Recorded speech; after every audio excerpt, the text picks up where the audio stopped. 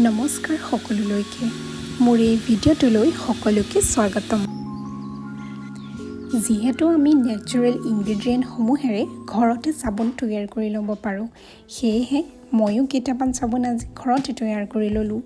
ইয়াৰ বাবে মেইন ইনগ্ৰেডিয়েণ্টটো হ'ল soap paste Flipkart, Amazon বা কছমেটিক দোকানসমূহত সহজে উপলব্ধ। চাবোন বনাবৰ বাবে সোপ পেষ্টখিনি সৰু সৰুকৈ কাটি ল'লোঁ যাতে সোনকালে ইয়াক গলাই ল'ব পাৰোঁ। এতিয়া ছামাৰৰ সময়, গতিকে বিভিন্ন স্কিনৰ সমস্যাই দেখা দিয়ে।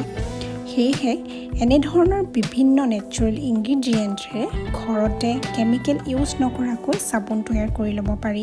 মই আজি অমিতা, তিয়ঁহ, নিম আৰু বিলাহীৰ চাবোন বনাম। অমিতাই স্কিনখন গ্ল' কৰে আৰু ইনষ্টেণ্ট এটা ব্ৰাইটনেছ আনে।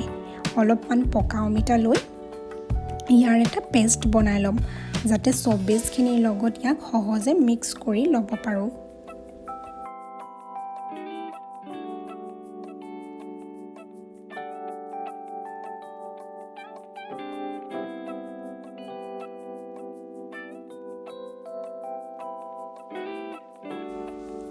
তিয়ঁহৰ চাবোন বনাবৰ বাবে মই তিয়ঁহ কেইডোখৰমান ল'ম আৰু ইয়াৰো এটা পেষ্ট বনাই ল'ম।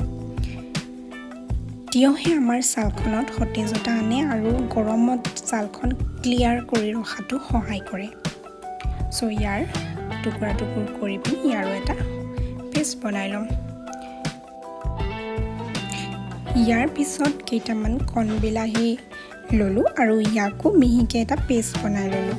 বিলাহীত ভিটামিন চি থাকে যিয়ে ছালখন উজ্জ্বল কৰে।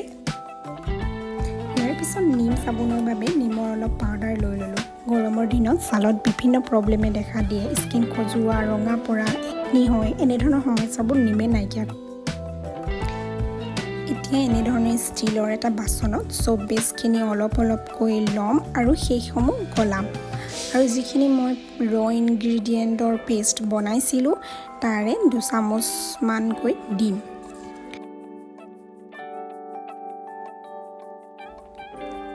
ইয়াৰ পিছত সোপখিনি ছেট হ'বৰ কাৰণে মই এনেকুৱা আইচক্ৰীমৰ বাতি লৈ লৈছোঁ আৰু অলপ নাৰিকল তেল সানি ল'ম যাতে সোপখিনি সহজে ওলাই আহে। সোপখিনি ছেট হ'বৰ কাৰণে কফি কাপ নাইবা ধুনীয়া শ্বেপ দিবৰ বাবে সোপ মল্ডছো কিনিব পাৰে।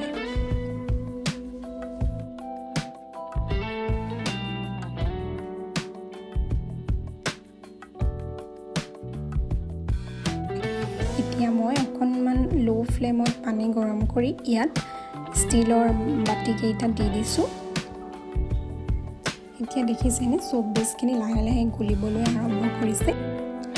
এতিয়া যিখিনি পেষ্ট বনাই লৈছিলোঁ সেইখিনি ইয়াত 2 চামুচকৈ মই এড কৰিম। 2 চামুচ অমিতাৰ পেষ্ট আৰু 2 চামুচ তিয়ঁহৰ পেষ্ট এড কৰিম। ইনগ্ৰেডিয়েণ্টখিনি যদি বেছিকৈ দি দিয়ে তেতিয়াহ'লে চাবোনটো ঢিলা হোৱাৰো সম্ভাৱনা থাকে, সেইকাৰণে জোখতে দিব লাগে। সোপ পেষ্টখিনিও সম্পূৰ্ণকৈ এতিয়া গলিলে আৰু এনেদৰে অলপমান লৰাই দিম।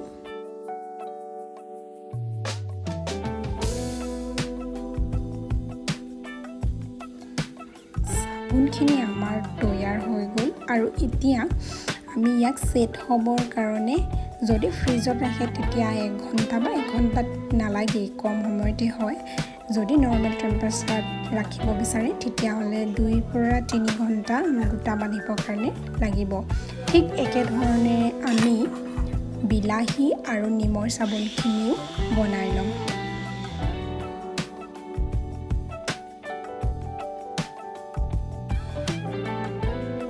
ইয়াত বিলাহীৰ পেষ্ট 2 চামুচ এড কৰিম আৰু ইফালে নিমৰো 2 চামুচ পাউডাৰ এড কৰিম।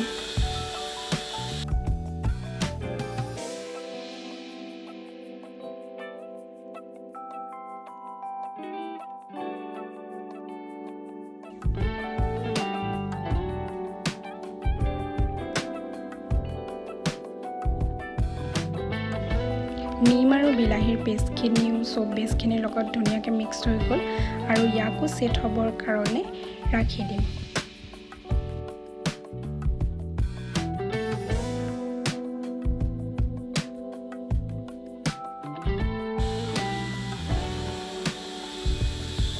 এইটো মই নৰ্মেল টেম্পাৰেচাৰতে থৈছিলোঁ।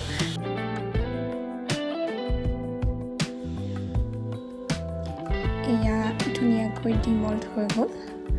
মই অমিতাৰ চাবোন 2টাৰ জোখাৰে দিছিলোঁ আৰু খুব সুন্দৰকৈ আমাৰ অমিতাৰ চাবোনটো পাপায়া চপ তৈয়াৰ হৈ গ'ল। বাকী কেইটাও আমি ডিমল্ট কৰি ল'ম। এয়া কিউকাম্বাৰ চপ, নিমৰ চপ,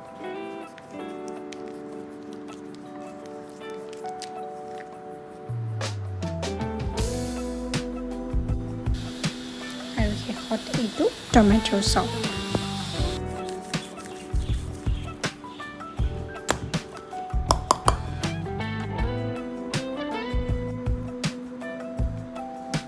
খুব সোনকালেই আটাইকেইটা চাবোন তৈয়াৰ হৈ গ'ল আৰু এয়া চাওকচোন খুব ধুনীয়াকৈ ফেনাইছে। আৰু এনেধৰণৰ চাবোনবোৰ সঁচাকৈ ছামাৰৰ বাবে খুব ইউজফুল হয় আৰু চাহখন সতেজ কৰি ৰখাটো সহায় কৰে।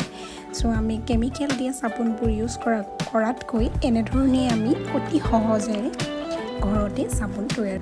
ভিডিঅ'টো যদি ভাল পালে লাইক কৰিব আৰু মোৰ চেনেলটো ছাবস্ক্ৰাইব কৰিবলৈ নাপাহৰিব। Thank U.